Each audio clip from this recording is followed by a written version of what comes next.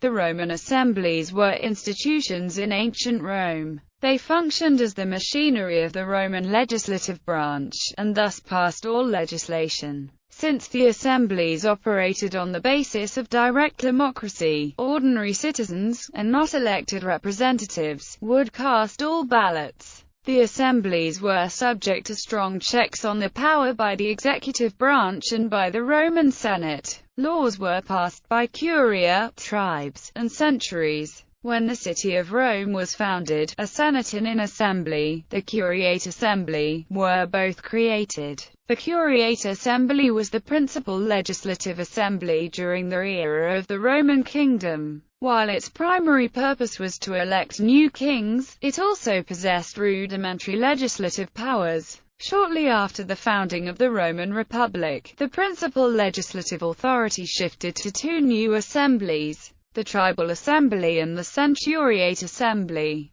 Eventually, most legislative powers were transferred to another assembly, the Plebeian Council. Ultimately, it was the Plebeian Council that disrupted the balance between the Senate, the legislative branch, and the executive branch.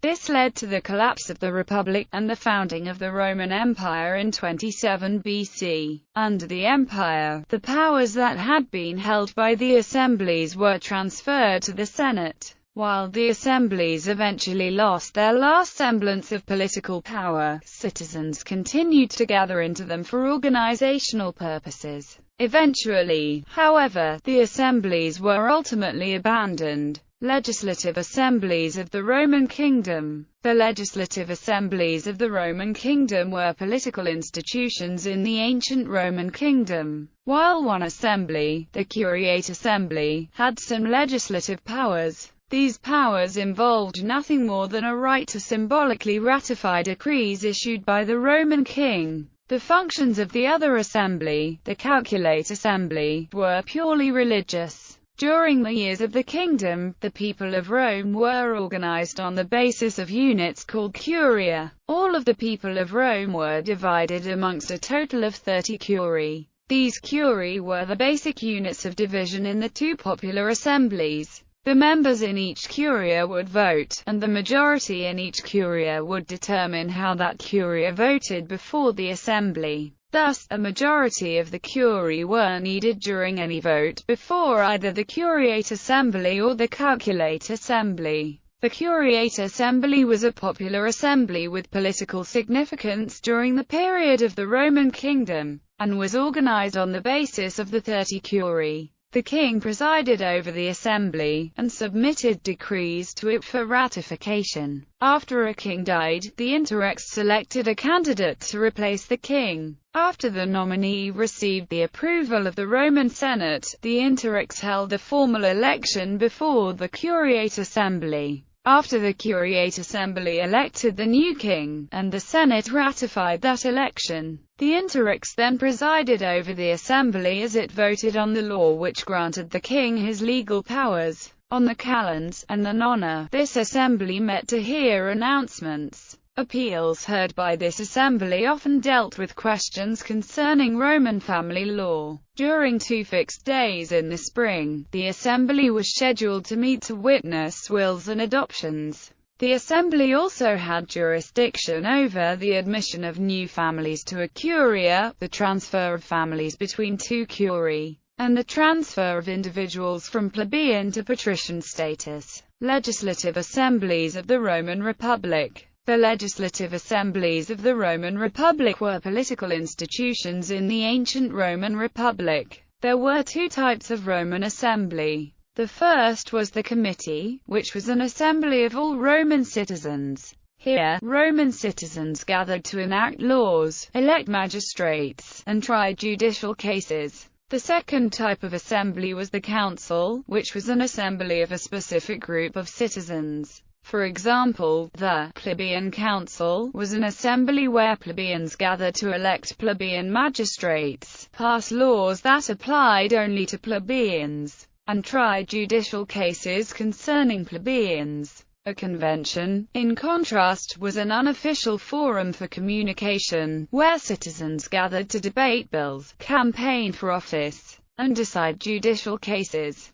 The voters first assembled into conventions to deliberate, and then they assembled into committees or councils to actually vote. In addition to the curie, Roman citizens were also organized into centuries and tribes. Each gathered into an assembly for legislative, electoral, and judicial purposes. The centuriate assembly was the assembly of the centuries, while the tribal assembly was the assembly of the tribes. Only a block of voters, and not the individual electors, cast the formal vote before the assembly. The majority of votes in any century, tribe, or curia decided how that century, tribe, or curia voted. The centuriate assembly was divided into 193 centuries, with each century belonging to one of three classes: the officer class, the infantry, and the unarmed adjuncts. During a vote, the centuries voted, one at a time, by order of seniority.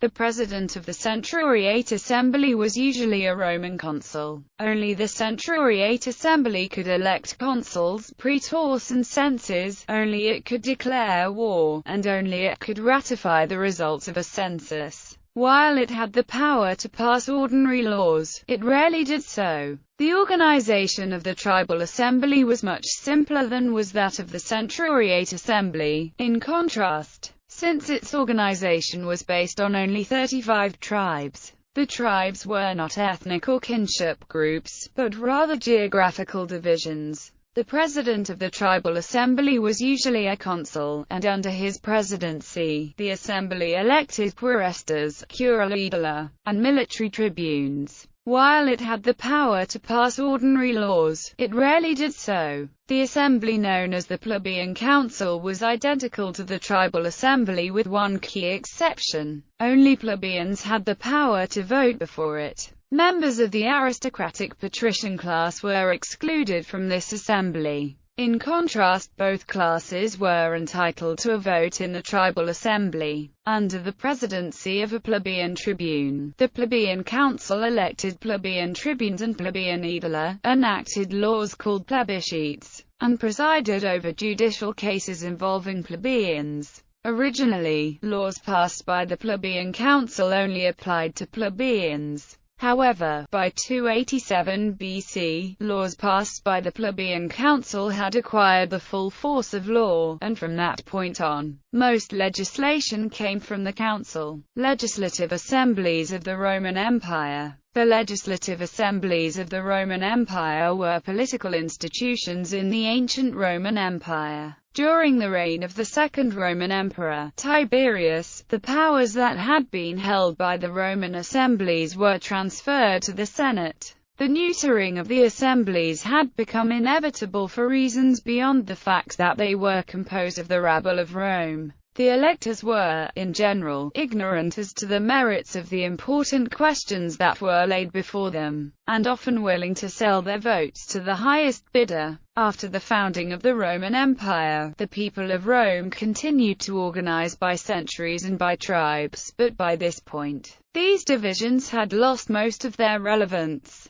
Under the empire, all gatherings of the centuriate assembly were in the form of an unsorted convention. Legislation was never submitted to the imperial centuriate assembly. All judicial powers that had been held by the republican centuriate assembly were transferred to independent jury courts. And under the emperor Tiberius, all of its former electoral powers were transferred to the Senate. After it had lost all of these powers, it had no remaining authority. Its only remaining function was, after the Senate had elected the magistrates, to hear the renunciatia. The renunciatia had no legal purpose, but instead was a ceremony in which the results of the election were read to the electors. This allowed the emperor to claim that the magistrates had been elected by a sovereign people. After the founding of the empire, the tribal divisions of citizens and freedmen continued, but the only political purpose of the tribal divisions was such that they better enabled the Senate to maintain a list of citizens.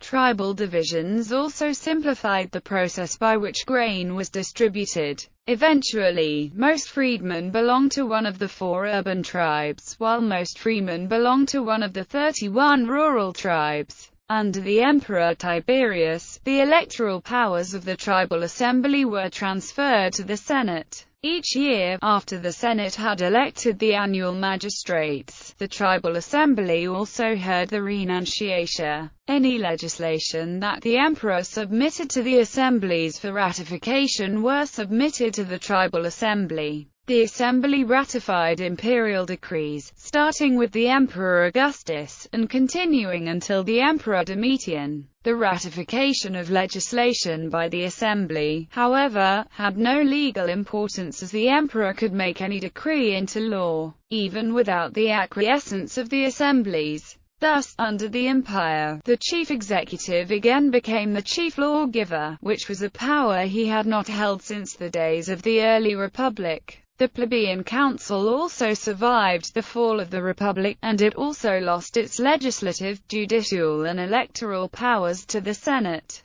By virtue of his tribunician powers, the emperor never had absolute control over the council.